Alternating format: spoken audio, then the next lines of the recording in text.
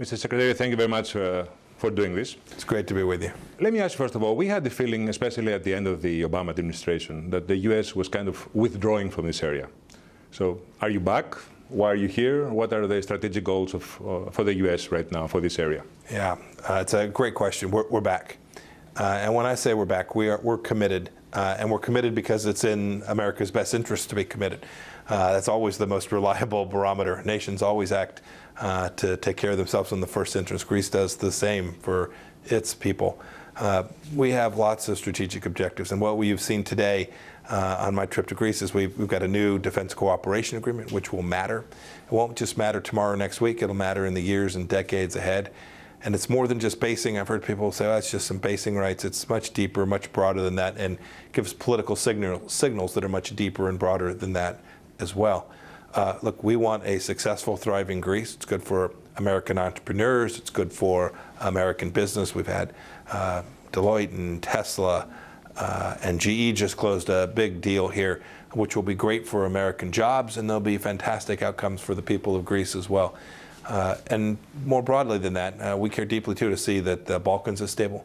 This has been a region that you know well has been fraught with challenges, and we want to see Greece lead the way forward. We wanted to have this awakening with this new prime minister and that new team, which can drive growth throughout Europe and create stability in the region as well. You know, a lot of Greeks ask, this is a very important agreement in terms of the basis and all this. The question is, what can Greece expect in return, let's say, in concrete terms? Yeah. So I think Greece will be more secure, for starters. That's probably the primary reason that the two countries made this decision. Each, it's a win-win from a security perspective. Each benefits from the close relationship that's created by our militaries. The common set of understanding and operating rules between our militaries will serve each of us well if there should ever be the need to either defend or deter from a determined adversary. Second, I think there'll be important commercial benefits that follow from this as well. Anytime there's deep interactions like this around complicated technologies, the host country often benefits from collateral things that spin out of this relationship. And of course, wherever you host Americans, and you do this in many places, you're most gracious to our soldiers and our sailors and our airmen and Marines. There's good economic benefits in those host locations as well. It might sound like a simple question or a silly question, but in the old days we had bases here during the Cold War. We knew who the enemy was. Who is the enemy now? I mean, what are these bases used for? Yeah, so NATO has laid out its strategic mission. The United States has its national security strategy. I'm confident that Greece has a deep understanding of the things that potentially threaten it. But make no mistake, the Soviet Union is gone, but Russian malign influence continues.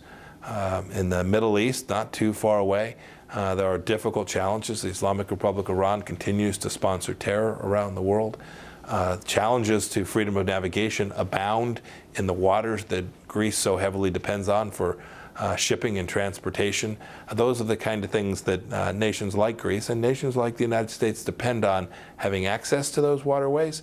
And so having a capable military, having a deterrent force that reminds everyone that they need to engage in behaviors that are consistent with the rule of law, I think is an absolute imperative. And you don't know where that next threat will come from. We stare out there and we think we're smart and we see them all. The truth is, history is replete with days that you didn't think someone was an adversary and it turns out you needed to be ready. As you know, we have a big country across from us which has become unpredictable. It's a difficult ally, Turkey. You have first-hand experience of that. How do you see Turkey developing as an ally? Do you see it as drifting away from the West, from NATO and so on? And what can the U.S. do in order to keep it more predictable, let's say? Yeah, we're doing all we can to prevent that from happening. They're an important commercial partner for us. They're obviously a NATO ally where we have important military infrastructure.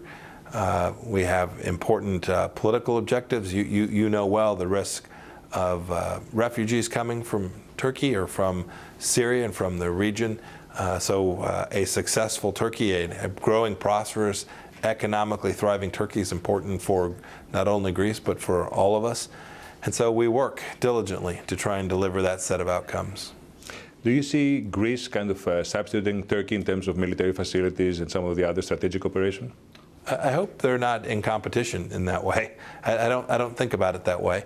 I don't think our military does either. We see each having its own unique set of characteristics, its own unique opportunity to deliver good outcomes for NATO and for the host countries as well as for the United States. Now, you made some very strong statements about what Turkey is doing right now around Cyprus, and Cyprus is exclusive economic zone.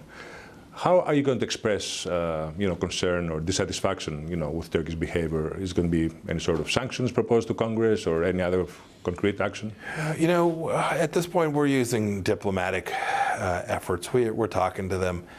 We do this in many places in the world where all we're simply asking is that there are widely recognized international waters. There's a set of rules. We ask every nation to comply with them. We do. We ask every country. We ask friends to do that. We ask those that are less so friends. Everyone has the expectation that each country that wants to protect its own sovereignty will offer other countries that same opportunity. Now, as you know, there's some U.S. companies which are doing some exploration around Cyprus as well. If Turkey disputes those fields and so on, would the U.S. intervene in a more concrete way? Yeah, I mean, I don't do hypotheticals. I hope it's the case that not only will international law be respected, but I think every country needs to recognize that America always does what it needs to do to protect commercial interests and to protect its own people. So we'll always do our best to do that, and there's no reason to think it would be any different here. Now, are you worried about tensions between Greece and Turkey and what's happening in the Aegean and so on? And traditionally, we expected the U.S. to intervene if something like this happened. That's what happened in the past. Look, we worry when any two countries have tension that could escalate, could end up in a bad place and create a military confrontation. No one wants that to happen. So I don't want it to happen between Greece and Turkey. I don't want it to happen between North and South Korea. There's no place, right? We're working. Our diplomats are out every day trying to create conditions where countries can talk and engage in dialogue and resolve their disputes in a peaceful way. We're optimistic that can happen here as well. U.S.-Greek relations have been at their best, everybody says. So there's sort of an expectation that maybe the U.S. would provide some sort of security guarantee towards Greece, if something happened. Is that in the cards, or is it sort of too much to ask? Yeah, I don't know. We haven't been asked for that yet.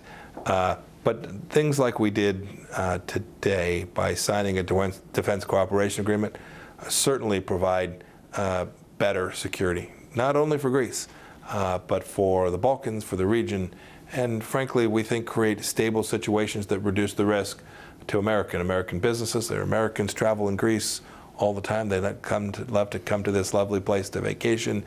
So America has a deep interest in making sure that Greece is safe and secure. I was struck by something you said in your speech, that Greece is kind of unique in the sense that the rest of Europe is moving towards a recession and so on, and Greece is moving in another direction. So you really see a potential of Greece becoming a success story? I do. What I said in the speech is just facts, just a data set. Greece has turned the corner. It's got a real opportunity for economic growth ahead of it. You're seeing real foreign direct investment come in, not just from the United States, but from other places in the world as well. And too many places in Europe have put up signals that perhaps they're not interested in that. I hope they'll change. I hope they'll all welcome it. I hope they'll all do what this new prime minister has done, right? Slash red tape, welcome businesses in, make sure projects can speed along, doing it all in a way that protects all the concerns that people have, but making sure that government runs at the speed of the world. I hope every European country does that. Frankly, I hope every state in the United States of America does that too. When you do that, you get global growth, you get wealth creation, and you lift humankind up. That's the mission set, I think, for every leader. You also talked about China quite a bit during this tour in the Balkans and in Greece. The counter-argument is that when Greece was in a real crisis and time of need, the Chinese were the only ones who came here and invested, actually, quite a huge amount of money.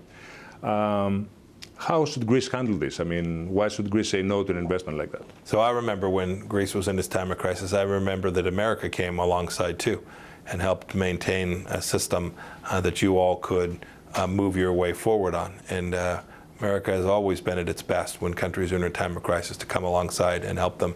As for the decisions that Greece will make, it makes its own sovereign decisions. Every country has its own right to do that. We would never stand in the way with that.